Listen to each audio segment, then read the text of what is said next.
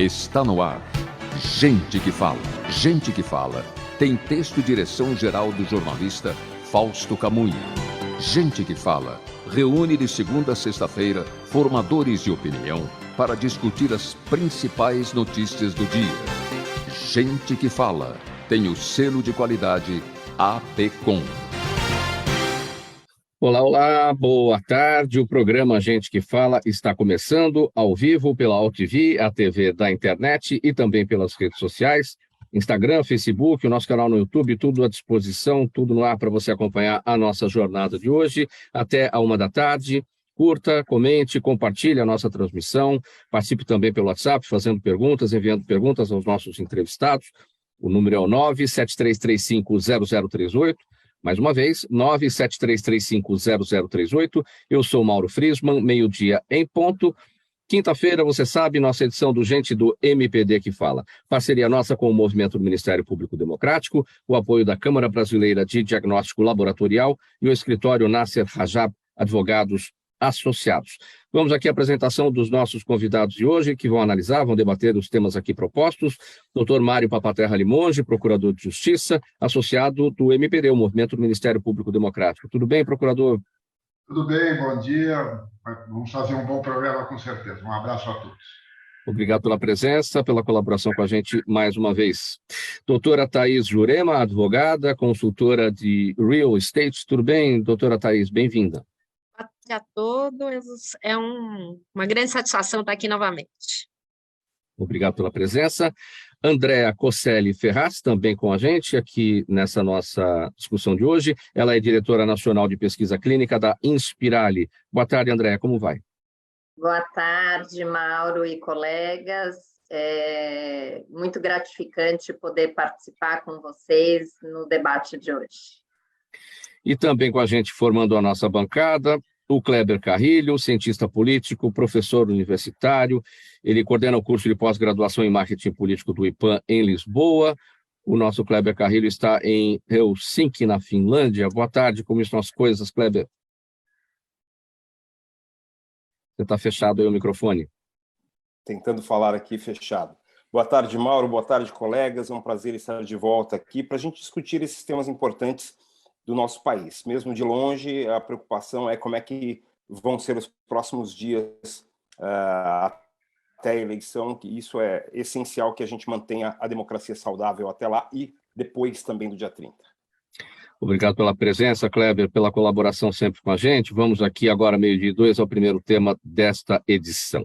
O plenário da Câmara dos Deputados aprovou agora na terça-feira, por 295 votos favoráveis e 120 contrários, requerimento de urgência para um PL de 2011, número 96 de 2011, que amplia multas a institutos de pesquisa e altera o conceito de pesquisa fraudulenta.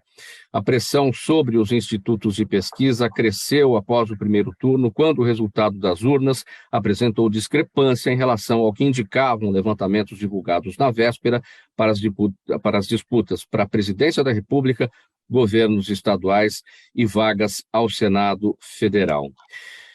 Kleber, eu começo com você a respeito desse tema, que essa questão das pesquisas sempre gerou controvérsia, mas agora a gente está vendo o quanto isso move paixões, gente que é contra, gente que é a favor, parece aquela história da uva passa na maionese, essas coisas que as pessoas ficam debatendo e gera até discussão, né?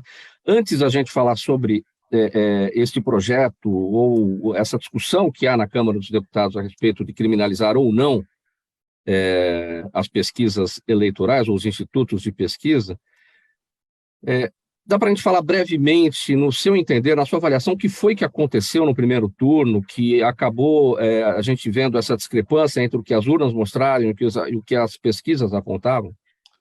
Mauro, eu acho que a gente tem que começar com uma discussão importante sobre a pesquisa nas ciências sociais. O objeto social, diferentemente de qualquer outra área, né? Então, quando a gente pensa no objeto da física ou mesmo da biologia, né? O objeto ele é observado e, em geral, ele não tem uma célula ou um átomo, ele não tem consciência de que é observado, ele não muda de comportamento quando ele é observado. O que ocorre nas ciências sociais é que o objeto sabe que está sendo observado, em geral, e também pode modificar o seu comportamento ao saber que está sendo observado. Isso quer dizer que as ciências sociais sempre lidam com essa possibilidade de mudança de comportamento a partir da consciência da observação.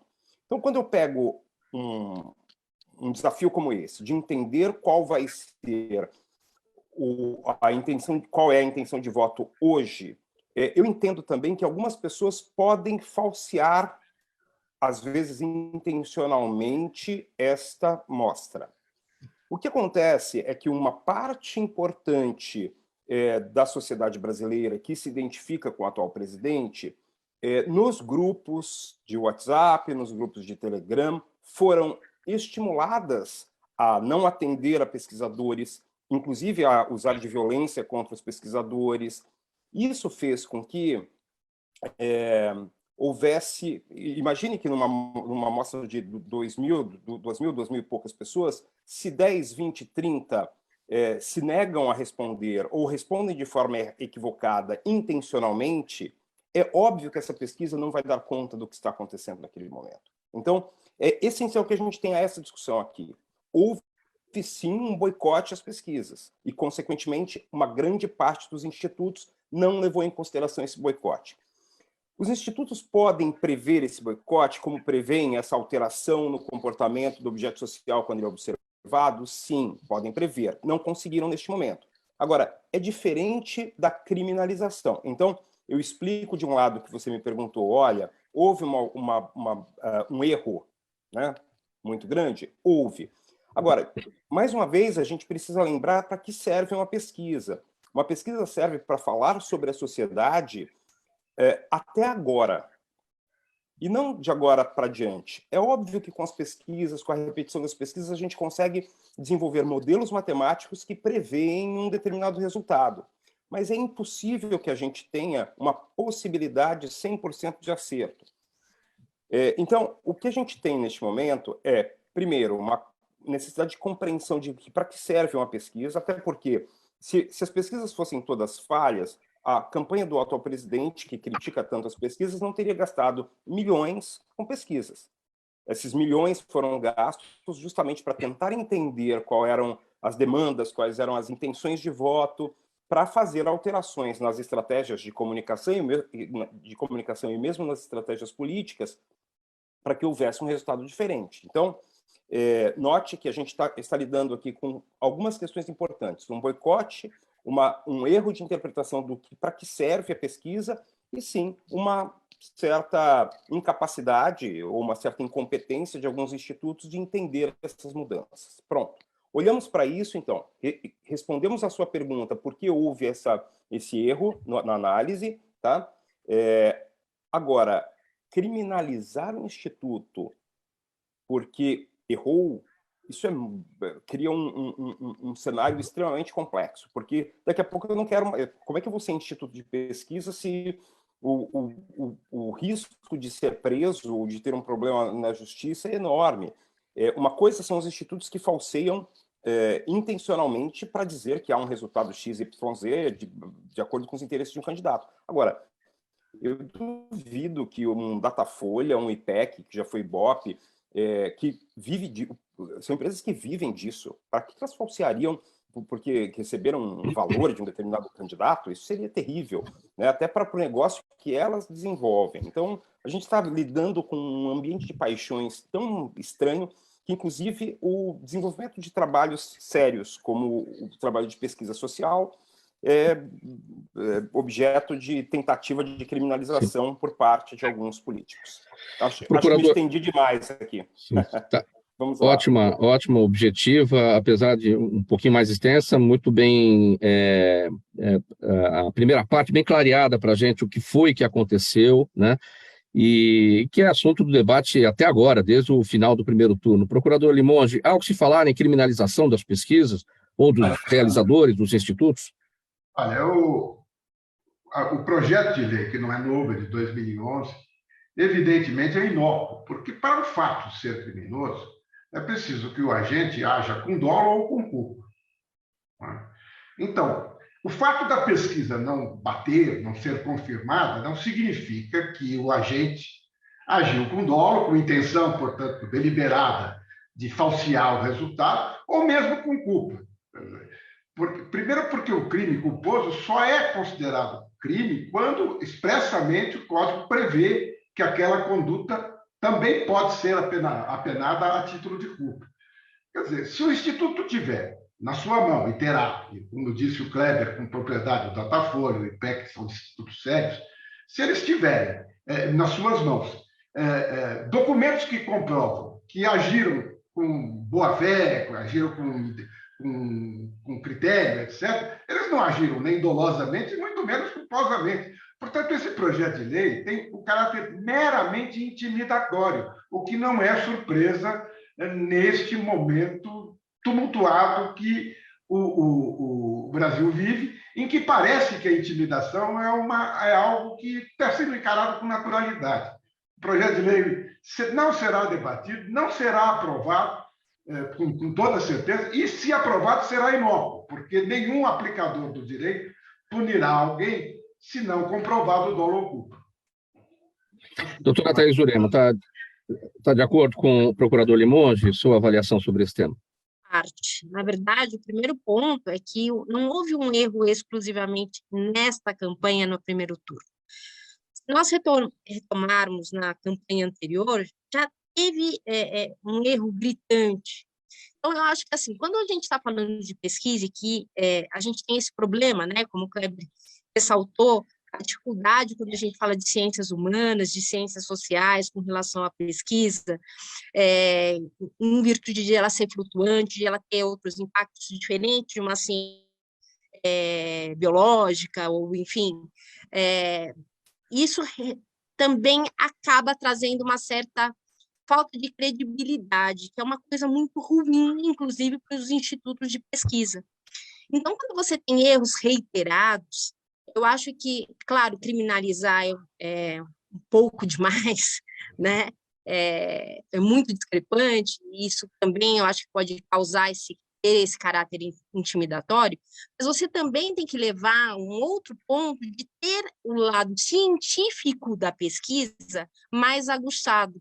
Então, você ter parâmetros, procedimentos claros e transparentes que vai fazer com que, inclusive, traga credibilidade para as pesquisas de modo geral. Então, o que eu acho é que, se é que eu posso achar alguma coisa, né, nesse aspecto, eu acho que faltam procedimentos, inclusive para você ter análise de certificação das pesquisas, ter maior credibilidade e atinja o seu objetivo, né? É claro que a gente sabe, por exemplo, né, vou citar aqui, eu sei que a gente... Estou falando da campanha passada, né? Onde, por exemplo, o terceiro candidato nem aparecia nas pesquisas, e ele veio ser o terceiro candidato na linha, né?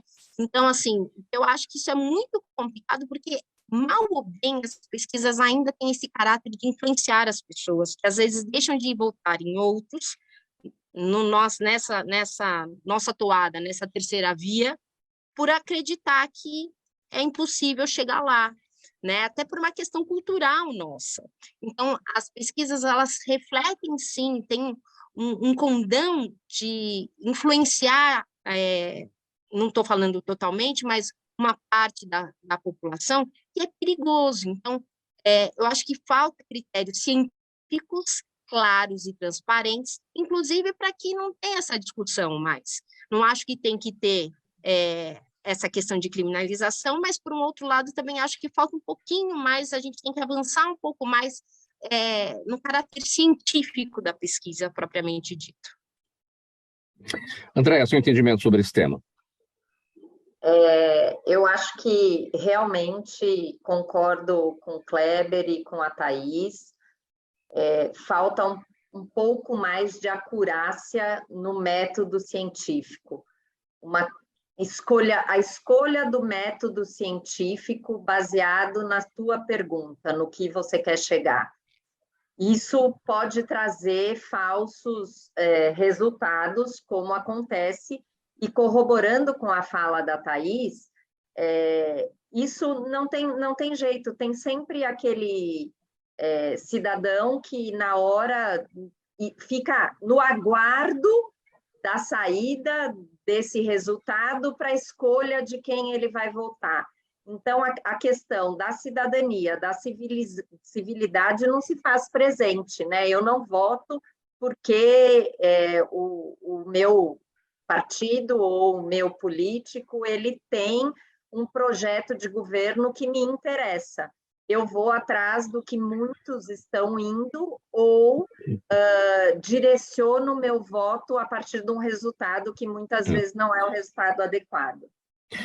Kleber, para a gente finalizar esse tópico, é importante aqui uma pergunta a mais. A vida dos institutos de pesquisa nesse segundo turno é mais fácil, uma vez que a gente tem um resultado na mão. É o primeiro turno. Nós sabemos quantos votos cada candidato teve, cada candidato à presidência teve. Portanto, a gente imagina que eles partem daquela quantidade. Ou seja, a gente tem que olhar pelos institutos de pesquisa aqueles que votaram nos outros candidatos e como é que isso vai ser distribuído entre os dois. Então, essa situação torna a vida dos institutos um pouco mais fácil para o acerto? Pelo contrário, é muito mais complexo, porque se há intencionalmente uma possibilidade de que as pessoas estejam falseando este resultado ao serem perguntadas e terem o perfil aí de quase metade do eleitorado, né? Então, isso é muito complexo. Agora, tem algum componente, e eu tenho criticado os institutos, criticado de forma muito clara os institutos de pesquisa desde o início da urna eletrônica, porque, veja só, olha que situação interessante, e aí falando um pouco sobre o que a Thaís e a André disseram sobre a questão metodológica. Olha que coisa interessante que é, o voto na urna eletrônica, ele não é estimulado. Ao contrário da urna, em que tinha todos os nomes dos candidatos a presidente, por exemplo, você fazia um X, ali havia um estímulo, que era a presença do nome. Quando a gente tem a urna eletrônica, isso não acontece. E os institutos não transformaram, no momento da entrevista, esta possibilidade de que a pessoa, a partir da sua própria atuação, indicasse o nome do presidente.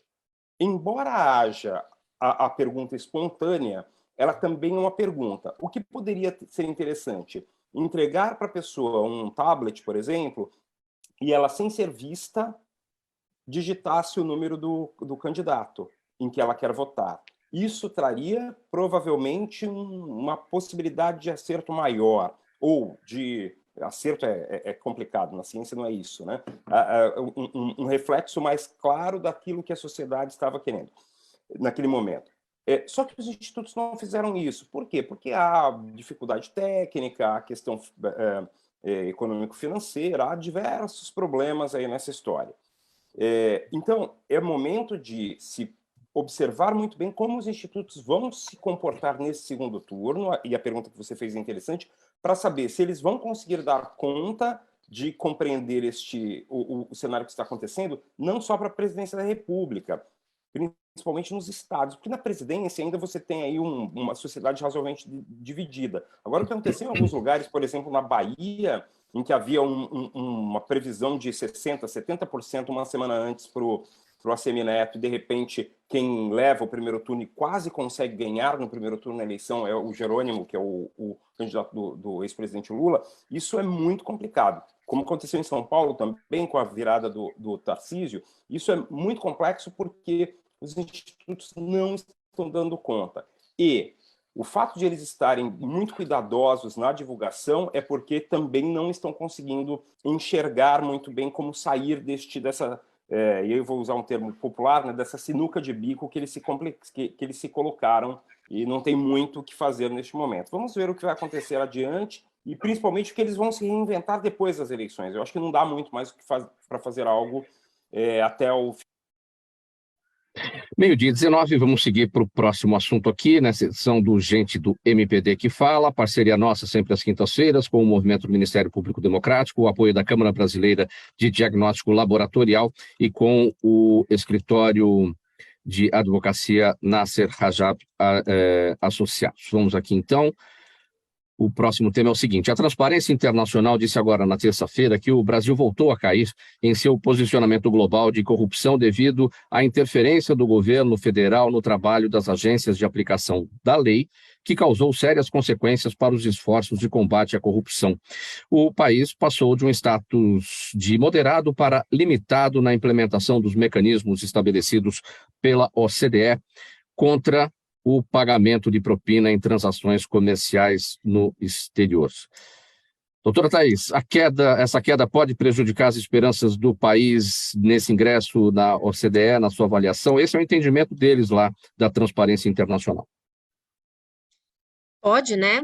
Na verdade, eu acho que, mais uma vez, a gente está falando de mecanismos, né, de procedimentos, por mais que sejam assuntos diferentes, mas eles estão até intimamente ligados, porque quando a gente fala de transparência, não há como deixar de falar de procedimentos. Então, eu acho que o Brasil ele precisa avançar muito com relação a esses procedimentos. Porque a partir do momento que você tem um procedimento definido, que aquilo é transparente, a probabilidade, é claro, quando a gente fala que pode haver corrupção, é muito difícil você falar que existe um país que é onde não tem 1% de corrupção, né? Mas, quando você estabelece procedimentos claros e transparentes, isso fica muito mais fácil.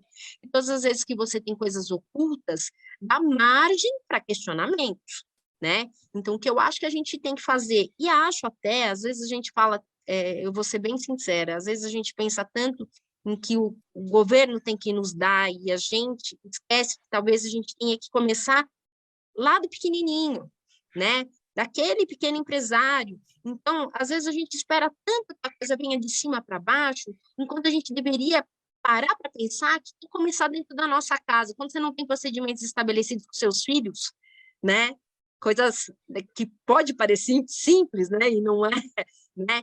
Isso também acaba tendo problemas. Então, eu acho que a gente tem que começar a pensar diferente, né?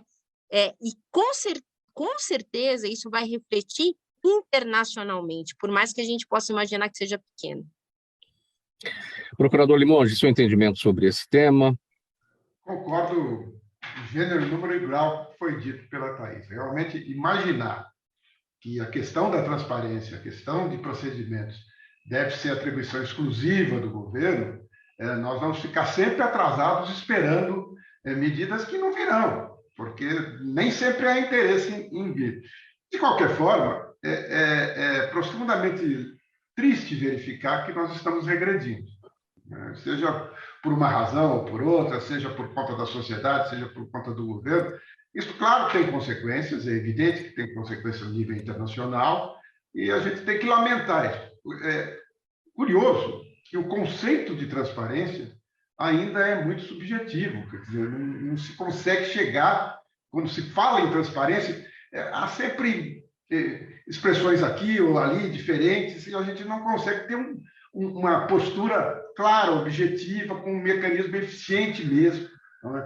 Cai muito no subjetivismo. Eu sou um pouco pessimista nessa matéria. Eu vejo que nós estamos regredindo e que pouca gente está se preocupando com isso.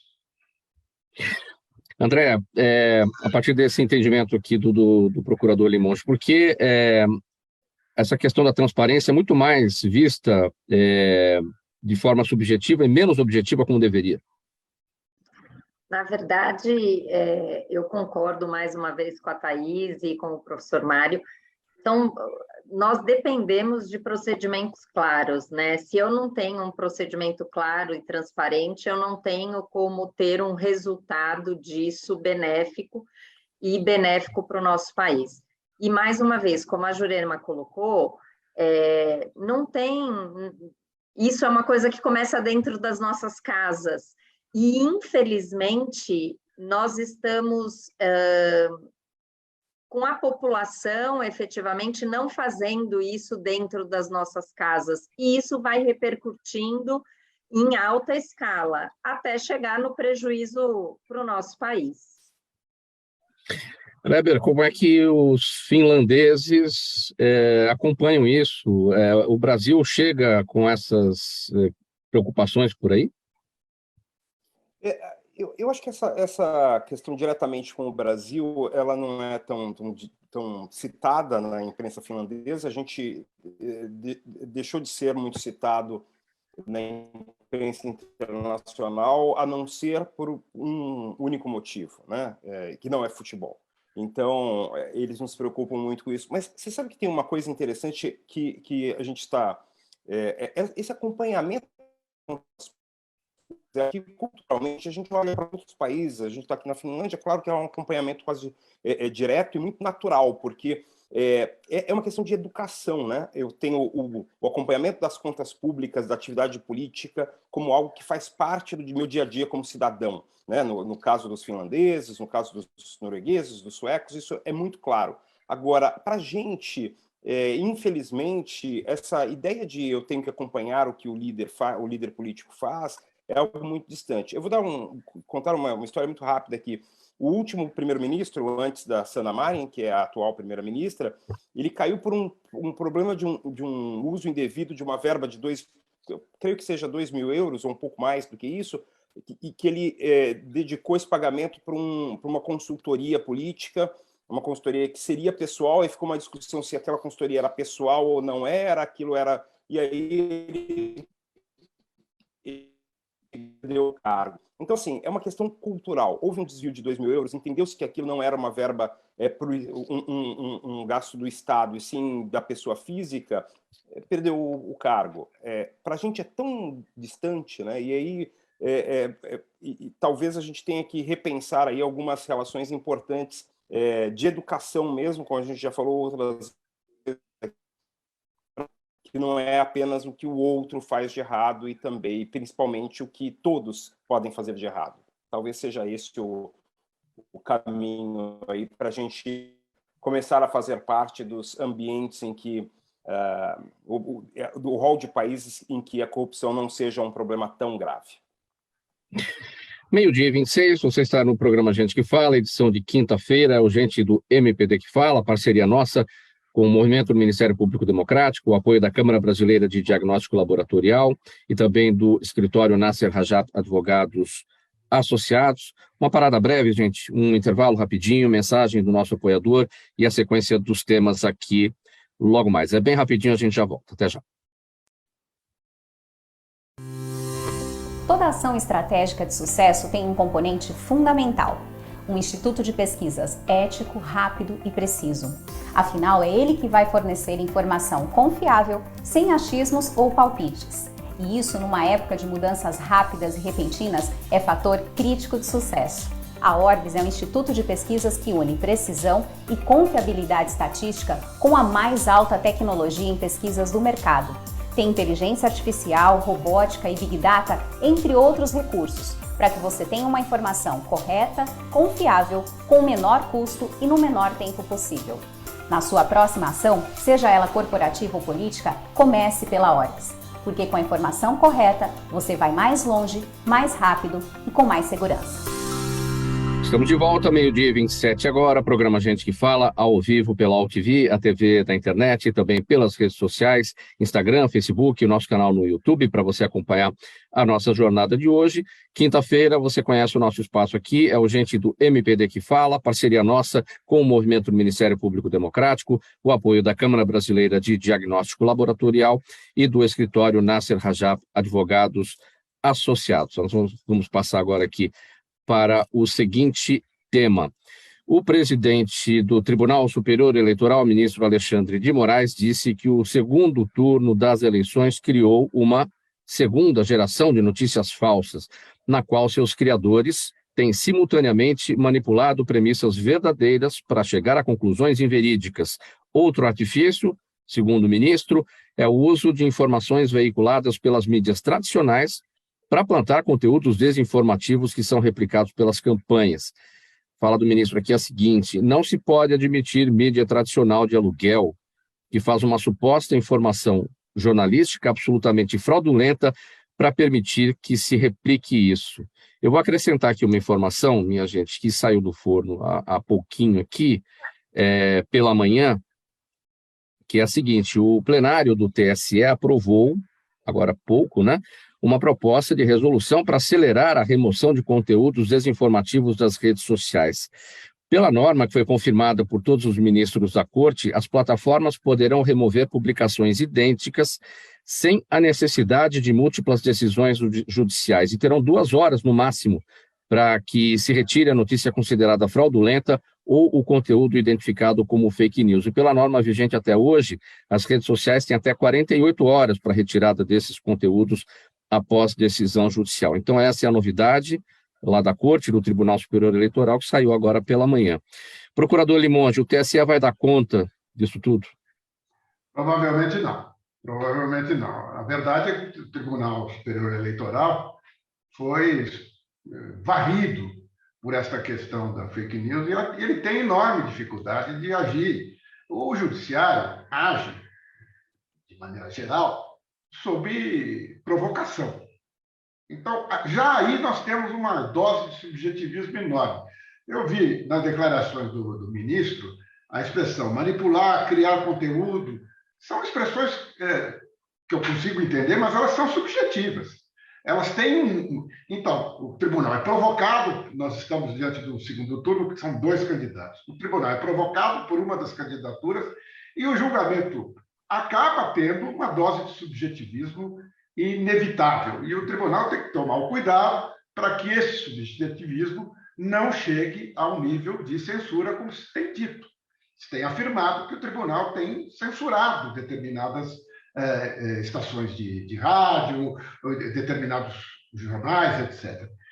Eu vejo com muita dificuldade tudo isso. O tribunal está correndo atrás do prejuízo e não faço assim uma crítica muito dura, porque já trabalhei na área eleitoral e, repito, você age sob provocação e é inevitável que você faça um juízo de valor mais seu do que propriamente amparado na letra fria da lei. É uma situação muito difícil.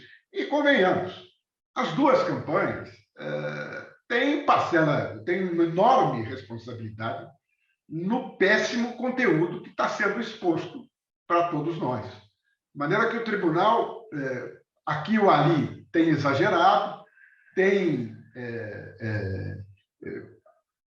de alguma forma, censurado conteúdos longos, que eu não vejo muito sentido, e mais que isso, me parece que está tão nítido quais emissoras, quais conteúdos são de uma tendência X ou Y, que não sei até que ponto, não é?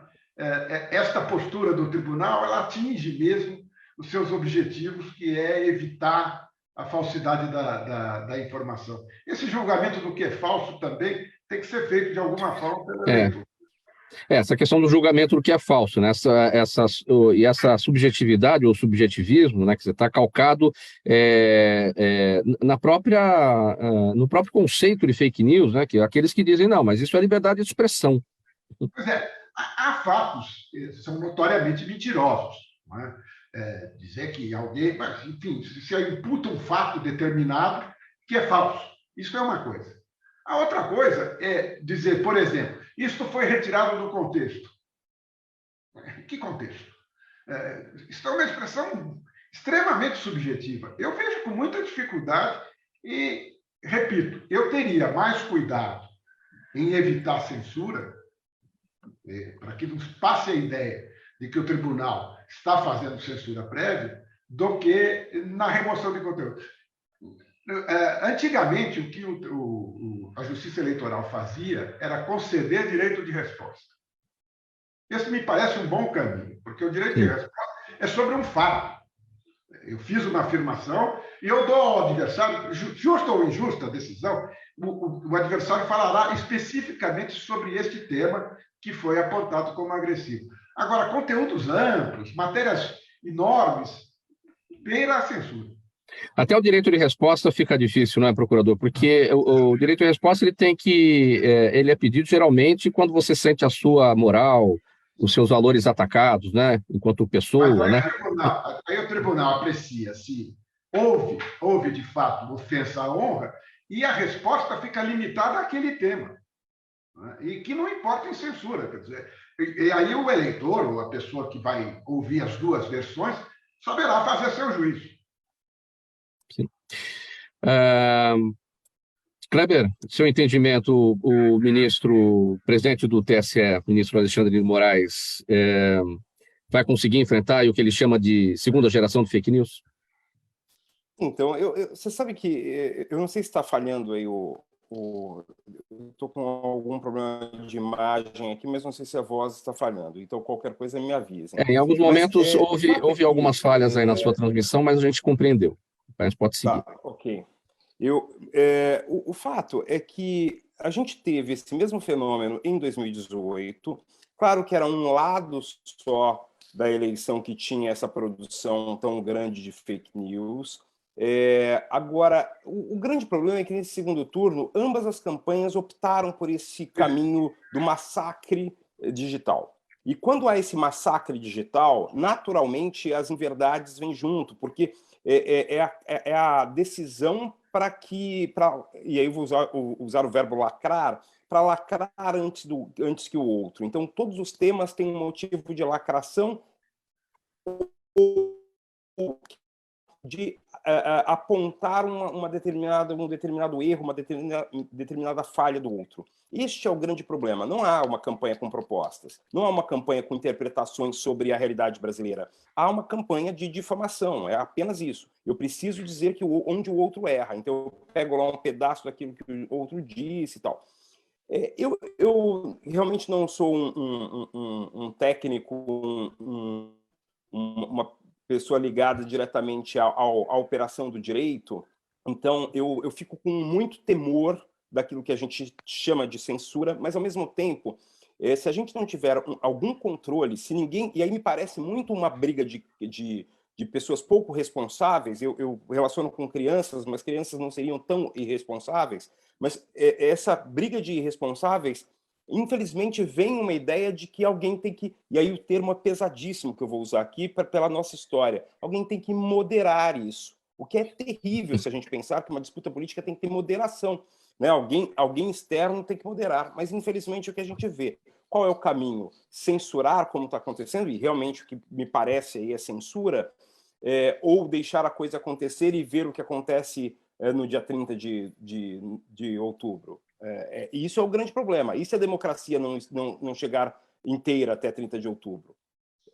Vale a pena deixar acontecer qualquer coisa? A gente está vivendo um momento que a gente tem que refletir muito sobre os limites dos poderes, mas principalmente os limites da comunicação política. Então, é realmente um momento muito difícil. Doutora Thaís, sobre o termo usado pelo Kleber, moderar, tem que chamar o síndico aí, dá para ter um síndico. Olha, pior do que síndico, que realmente é o que nós estamos vivendo, e eu acho que, mais uma vez, reflete aquilo que talvez a sociedade esteja iludida em acreditar. O que eu vejo de uma forma muito clara é que se busca heróis dentro do poder executivo, heróis dentro do poder judiciário. As pessoas estão se investindo dessa fantasia, né, que é muito preocupante, ao meu ver, né, e que reflete, às vezes, até uma estratégia de marketing triste e lamentável. Porque eu concordo com o Kleber, a gente, em qualquer debate, eu assisto os debates até onde eu consigo, vou ser bem sincera, até onde meu ouvido consegue, porque chega um momento que aquilo fica tão pesado, tão cansativo, porque um xingando o outro e não se responde nem às perguntas dos próprios jornalistas. E o que ocorre também, por um outro lado, esse intervencionismo do judiciário, o judiciário está ativista demais, eu sou advogada, né? Trabalho com o judiciário, trabalho muito com contencioso, mas eu acho que tem que ter um equilíbrio, e a gente está faltando equilíbrio nas nossas relações de modo geral, que é o que vem refletindo, inclusive, no judiciário, que é lamentável, né? Então, tudo tem que ter ponderação. Então, mais uma vez, o bom senso, a gente não pode esperar que o bom senso venha sempre de si. Está faltando bom senso. Será que é isso que a gente quer para a gente? Será que essa briga de titãs é que a gente quer para a gente? que a gente espera para o nosso país? Thaís, eu vou...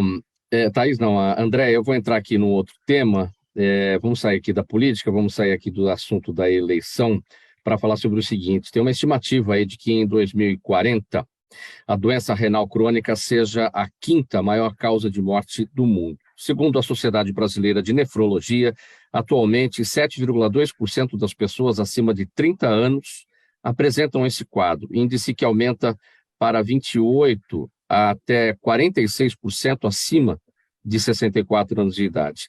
Nesse sentido, a Inspirali, em parceria com a AstraZeneca, iniciou a campanha de rastreamento de doença renal crônica, que em Belo Horizonte contará com a participação de alunos e professores do UniBH. O objetivo é promover a prevenção, já que o rastreio precoce contribui com a possibilidade de definir a melhor estratégia de tratamentos. Como é que vai ser? Como é que está sendo, né? Já está acontecendo essa campanha, né?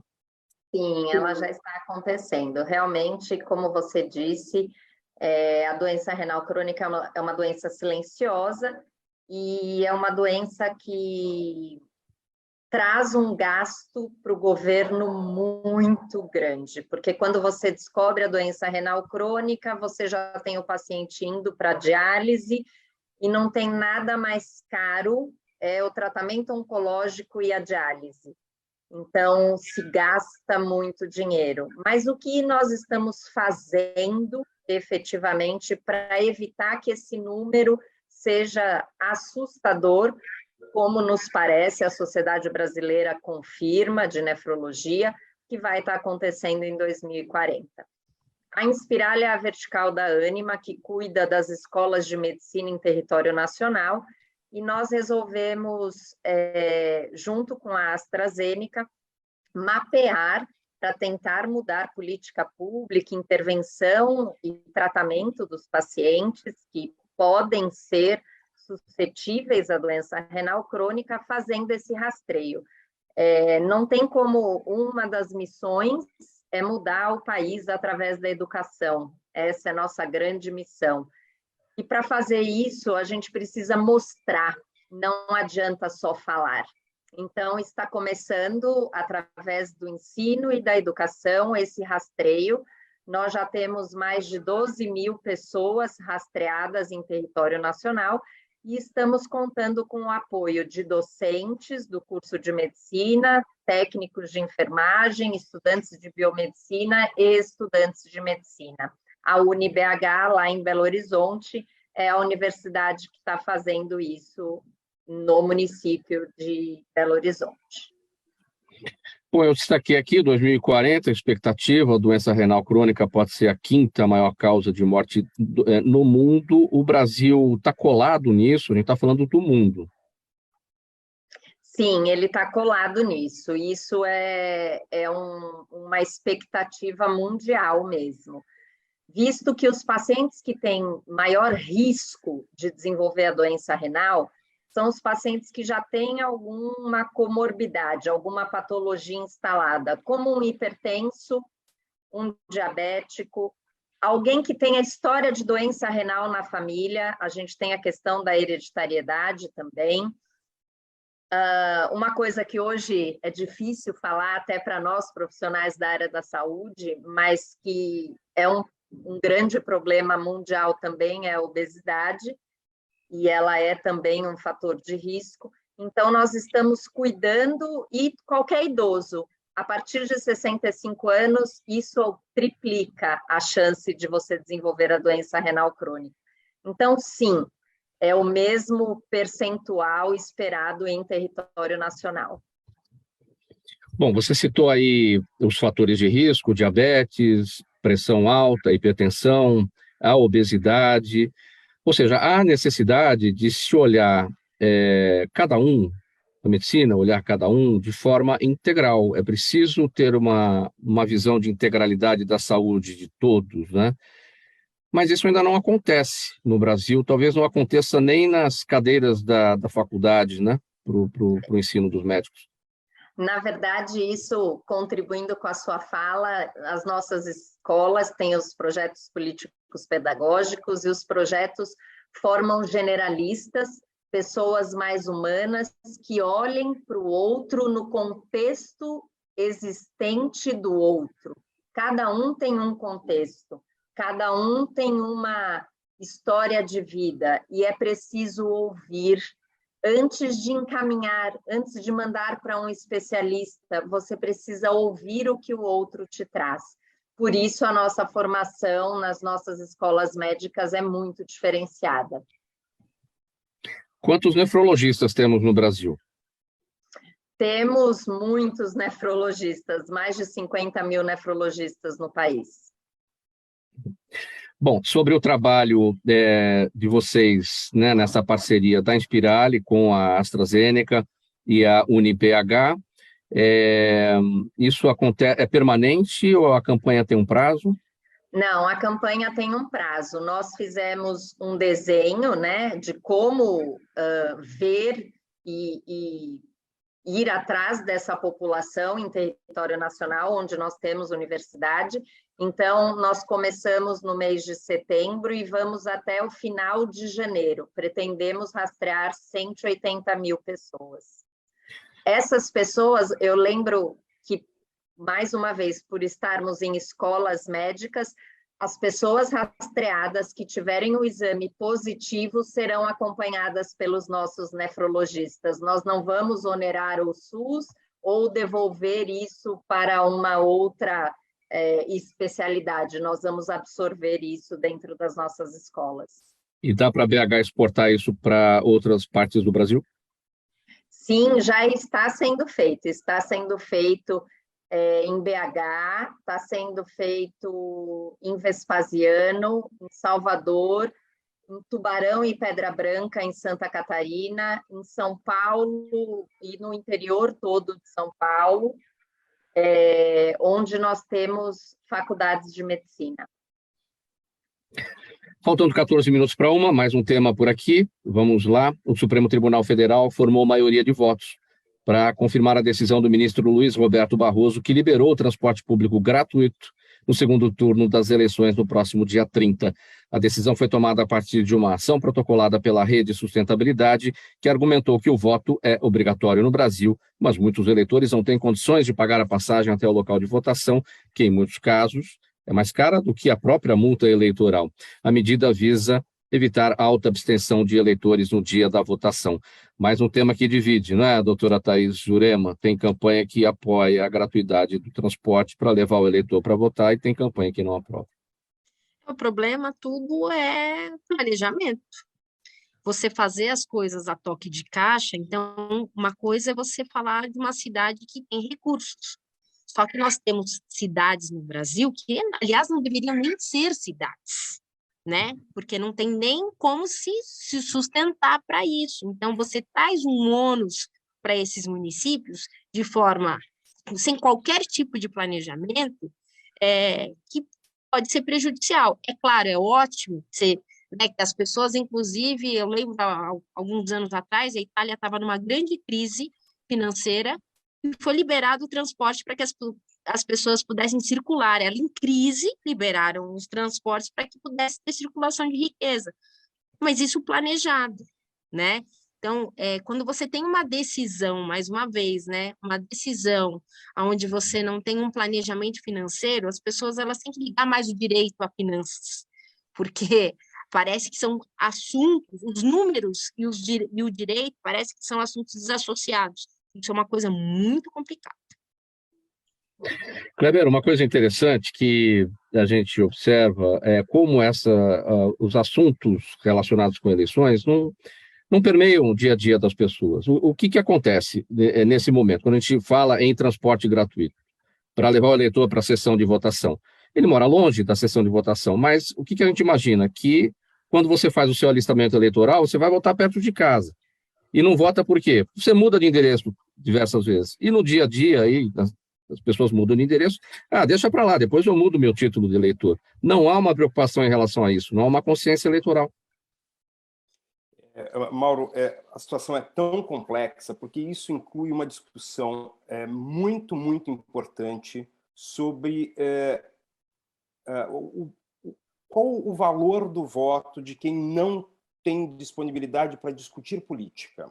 E olha só que coisa curiosa.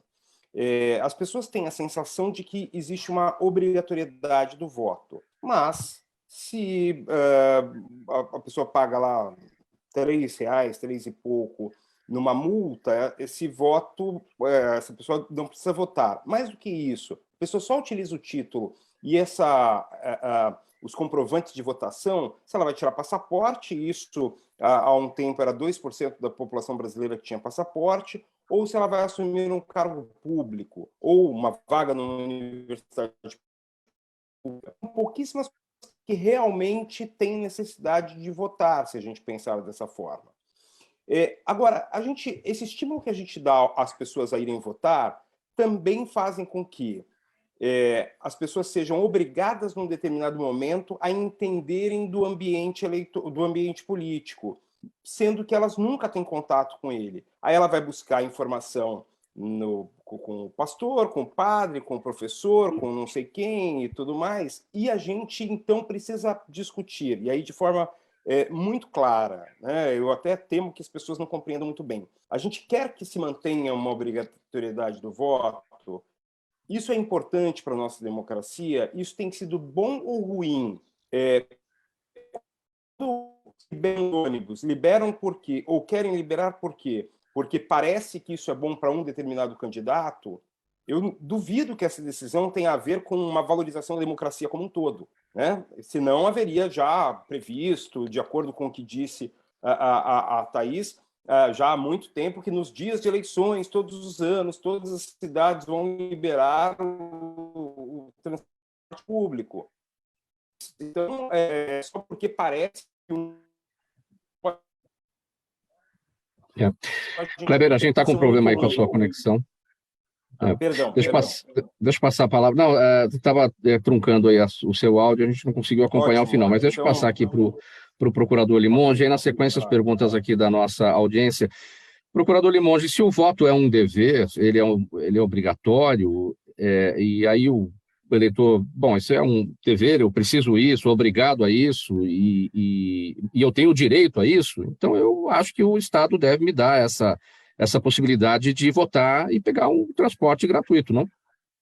Sim, parece óbvio, mas como disse a Thaís com muita propriedade, isso tem que ser planejado.